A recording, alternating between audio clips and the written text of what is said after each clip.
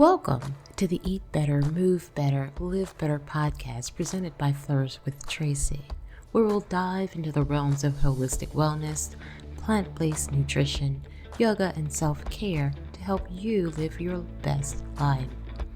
Tune in every Monday, Wednesday, and Saturday at 8 a.m. Eastern for our special segments. Meditation Monday. Start your week with mindfulness. Wellness Wednesdays. Get the midweek boost you need. Sadhana Saturdays. Dedicate weekends to personal growth. Join us as we explore and discuss all things to eat better, move better, and live better. Welcome to Sadhana Saturday. Today we're going to continue our conversation and journey through the Yamas with the fourth Yama, part 4 of 5, Brahmacharya. It is the conservation or wise use of your energy. It is often one of the most misunderstood teachings. Traditionally, it was associated with celibacy. And in our modern practice, it's more deeply understood as being intentional with our energy, because our energy is sacred. Our attention, our time, and our life force is sacred. And if we repeatedly give up our energy, it will eventually impact our nervous system, relationships, thoughts, our spiritual clarity, and our well-being. So let's talk a little bit more about energy conservation. Brahmacharya is a Sanskrit word that is translated into walking with the path of a higher consciousness or moving in alignment with what is divine. And this was traditionally interpreted as celibacy and restraint. Our modern understanding is expanded beyond our physicality. Brahmacharya asks us to practice conscious direction of our life force energy. Everything consumes our energy: thoughts, emotions, stress, social media, conversations, relationships. There's so much that consumes our energy. And when our energy is scattered, our clarity is weakened. When we, however, are conscious with our energy, then our presence is strengthened. Brahmacharya asks us to consider and reflect. Am I leaking my energy unconsciously?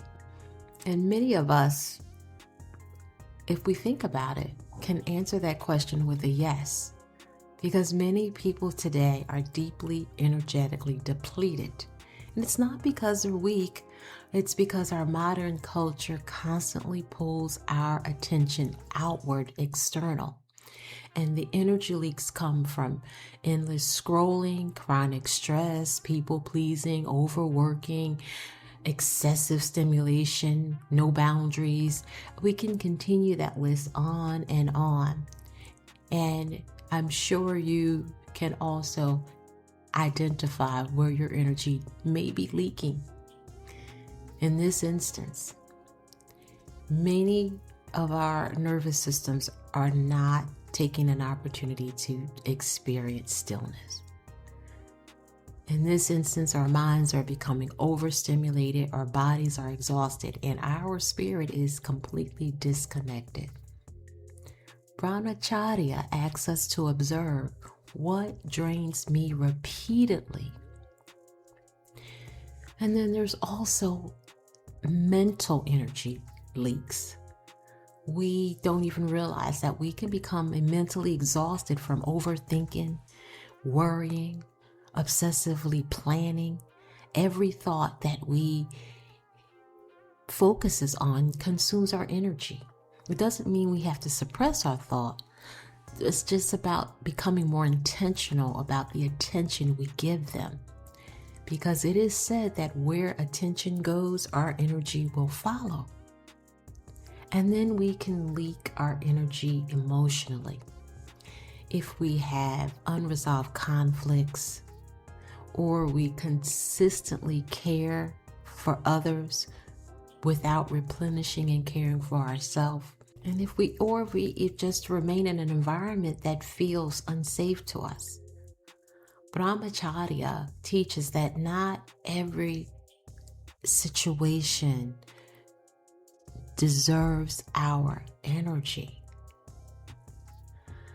And with sensory overload, our nervous system is not getting an opportunity to rest. And then silence becomes uncomfortable because overstimulation has become so normalized. Brahmacharya encourages us to reduce unnecessary stimulation. And another thing that we don't realize is if we are cluttered and we are in a space that is filled with things and stuff, these things hold energy too. And so when we walk into this space, our center of energy has nowhere to release or breathe. And that is a form of overconsumption. That too will steal our energy. And this could also be seen as a form of compulsion. Compulsion often reflects avoidance of discomfort, and we may fill our spaces with things that superficially bring joy or comfort. Every impulse does not require an action. Brahmacharya teaches the importance of pausing.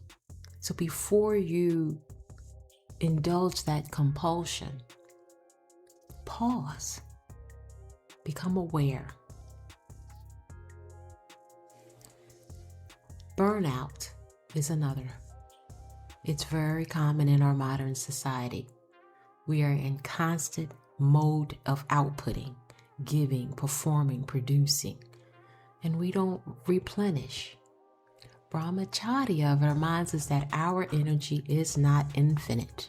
And if we ignore when we are exhausted, we will disconnect spiritually. We will disconnect mentally, emotionally, and physically. There is another, productivity addictions. We feel guilty if we rest or slow down. But too much productivity is just another form of imbalance. When you practice Brahmacharya, being wise about your energy, you can ask, am I able to honor cycles of rest and renewal? Rest restores your clarity. It's not laziness.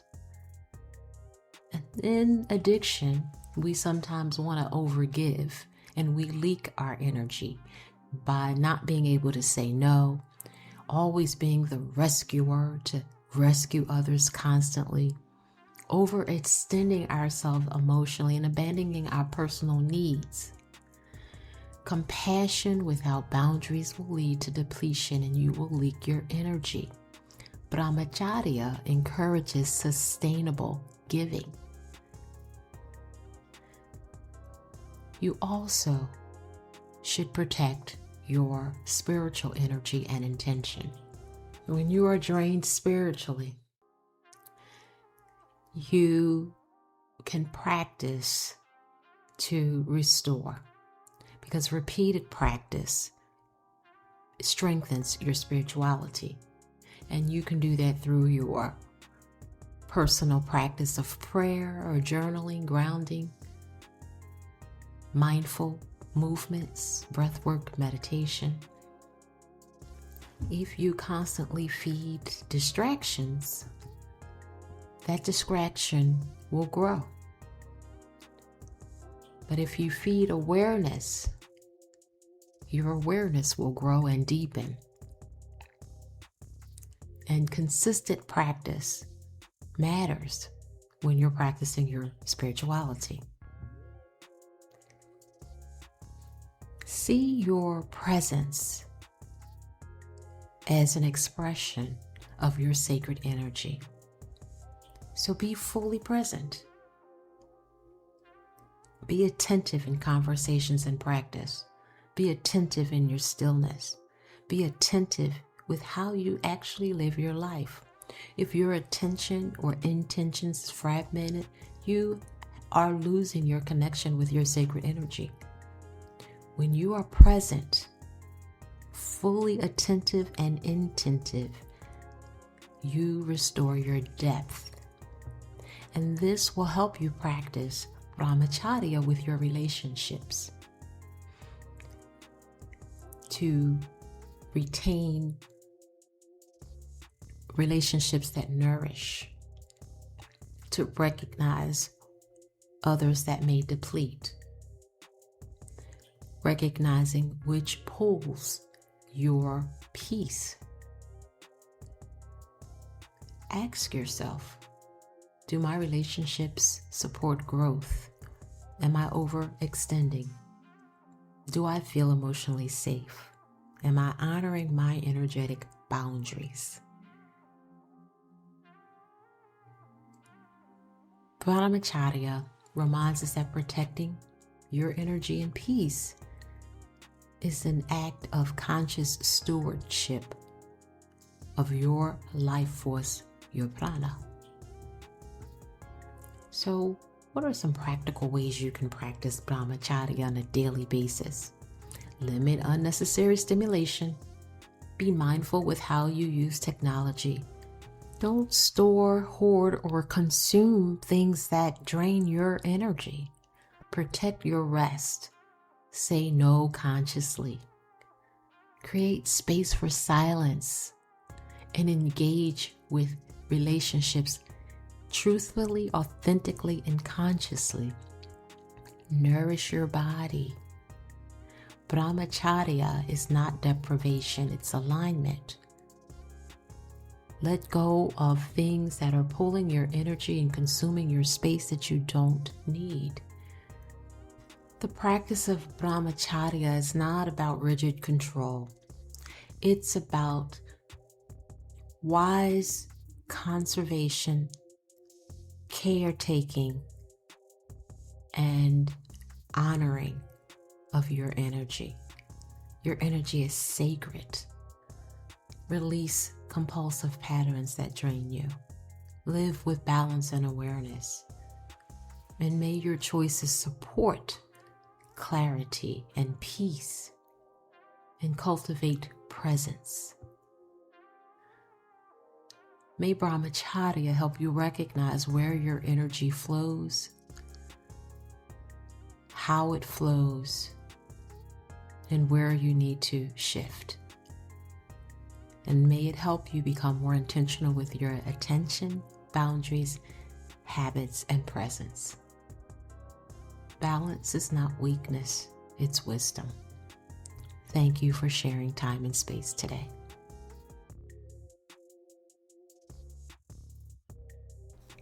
Thanks for tuning in. I hope today's insights help you on a personal journey towards a healthier, happier life.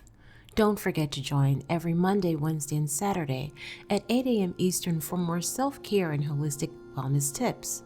Before you go, make sure to comment, click the bell, like, and subscribe buttons for upcoming episode notifications. Be sure to always consult a medical professional before making any major changes regarding your health, diet, or routine. In the meanwhile, stay motivated, stay inspired, and remember, every step you take is one step closer to a better you. Until next time, keep flourishing, and as always, may all be well.